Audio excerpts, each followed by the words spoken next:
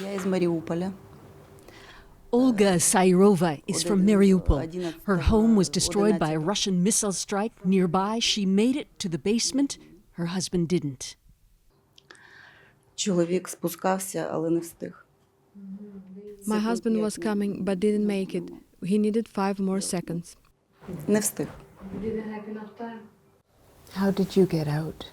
Мене засипало, наполовину засипало. I was under rubble calling for help, but it took 2 hours for somebody to hear me. Почули тільки через 2 години. It took people from neighborhood homes 6 hours to dig me out. Her leg was trapped under a concrete slab. Neighbors wrapped rope around it and pulled it off with a car. Olga's leg is broken in 3 places. Her heart is shattered. She's angry, unbelieving. Как можно относиться? What can you think about the destruction of everything that was sacred and dear? In 1 second, I lost everything, my parents, husband. And after 2 days, I found out that my sister and her husband also died in their yard. С мужем тоже погибли во дворе своего дома. Тоже. Olga, I'm so sorry.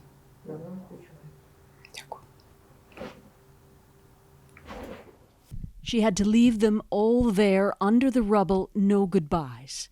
Mariupol is still under siege. Russian troops are closing in. 90% of the buildings are damaged or destroyed.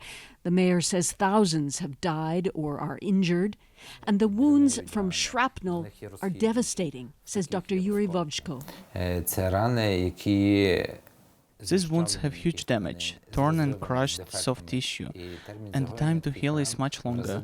And these wounds are also infected. They take much longer to heal. Physical wounds like Olga's can heal. She goes into her first surgery tomorrow. She'll walk again.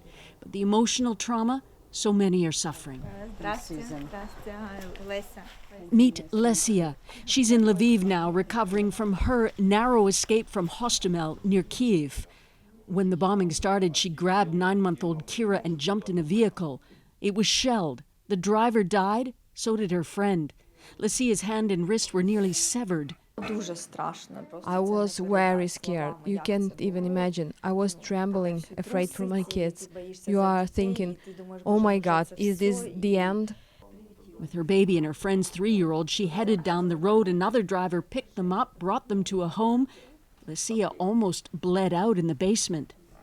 She was calling her husband, save us. He was trapped by shelling, trying to get an ambulance. I was losing consciousness and I was praying, Artyom, at least save our daughter. Artyom finally got to her. She was very white. I wanted to hug her, but I knew if I hugged her, she would start screaming. And this was around Kira? They show us the baby blanket, which had been wrapped around Kira. It still has hard bits of shrapnel, some embedded in Kira's foot now. But they survived, together, in this senseless war that shows no real signs of ending. We will win for sure, because Putin is a terrorist. He's not fighting with soldiers. He's fighting with women and kids.